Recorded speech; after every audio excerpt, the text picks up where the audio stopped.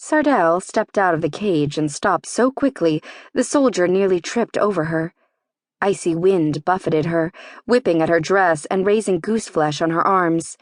She gaped at the black stone fortress around her, around the tiny valley where merchants had once sold cheese and crops in the summer, and where a wide road and bridge had led over the river and to the back gate leading to Galmuck Mountain. The Goat Peak River was still there, half iced over as it meandered through the large courtyard within the fortress walls, but there was nothing inviting about it, or the valley anymore. The crenellations and cannon-like weapons on the walls were as forbidding as the ice blades themselves, the snow-covered peaks rising in all four directions around the valley, scraping the sky as they towered another 5,000 feet above the already lofty valley. Most of the peaks hadn't changed, but Galmuck. She stared in horror. It looked like a volcano rather than the majestic mountain it had once been, its upper walls slumped inward with a misshapen bowl where the peak had once been. The soldier shoved her. "Get going, girl." Sardell wrenched her gaze from the view and stumbled down a path that hadn't been there the last time she had been outside. Just yesterday, her mind wanted to add, though she had accepted by now that it had not been yesterday. Aside from the 3 centuries that had passed, it had been summer when she had entered Galmuck, and warm enough for her dress. Now she wrapped her arms around herself as she picked her route, the trail following the tram line down toward the center of the fortress. There were other holes in the mountain, other tram tracks plunging into the darkness. What were they mining for? Crystal? Hadn't one of her attackers said that? She couldn't imagine what sort of crystal they had found in there, though she did recall gold and silver veins in the area. A smelter set up on the far side of the fortress seemed to suggest the likelihood of precious metal mining. Another push nearly made her stumble. "You act like you haven't seen this all before. I've got a report to put together. Walk faster." He pointed at a large stone building with laundry hanging on a line, whipping in the breeze as it dried in the meager sun. "That's where we're going?" Even as Sardell asked, a pair of women strode out of another building and headed for the one with the laundry lines. They wore heavy wool dresses and socks, scarves, hats, and fur jackets as they carried baskets of linens. "Yes," the soldier said, drawing out the syllable as if he were talking to an imbecile. Sardell sighed and headed in the indicated direction. At least there were women here. She ought to be able to get information from them, one way or another. Maybe, given time, she could figure out a way to arrange a meeting with that general. She walked over a bridge, but paused at the top, realizing her unfriendly guide had fallen behind. He had stopped to stare into the western sky.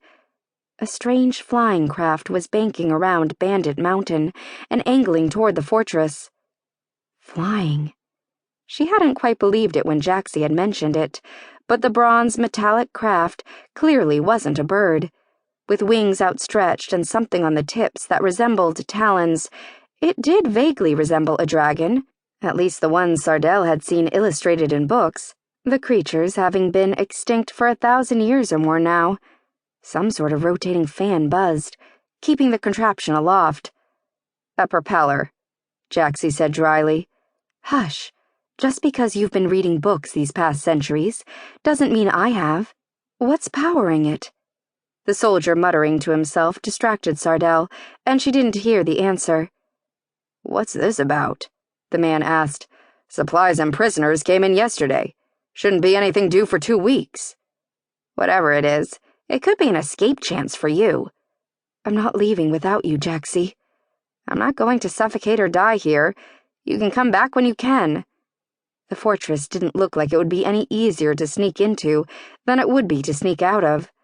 Besides, where would she go?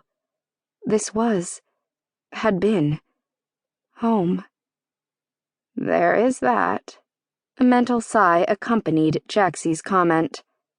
The flying contraption banked again. It was circling the valley like an osprey, searching for a fish to snatch out of a lake. None of the soldiers on the ramparts were racing for the cannons, so Sardell assumed it was a friendly aircraft, though everyone was watching it draw closer with curiosity. It angled for the wide, flat roof of the biggest building in the fortress, a 2-story structure backing up to one of the walls. A flat roof was a strange choice for mountains that received many feet of snow every year.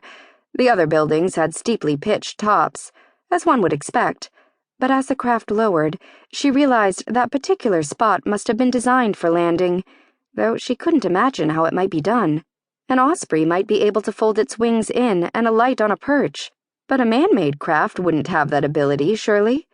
It seemed to be designed for going straight ahead, needing those wide banking turns to switch direction, but some sort of thrusters rotated down from the wings, allowing the bronze contraption to slow down without falling out of the sky. Soon it was hovering over the building, and then it lowered, the bottom half disappearing from her sight. And I thought the rifles were impressive. Jaxie didn't respond. Maybe she was investigating the craft. A few soldiers jogged out of the second story of that big building and headed up the stairs to the roof. Their presence seemed to remind her guard of his duty, for he joined her on the bridge, pointing to the laundry building again. Let's go. We'll find out soon enough who's visiting.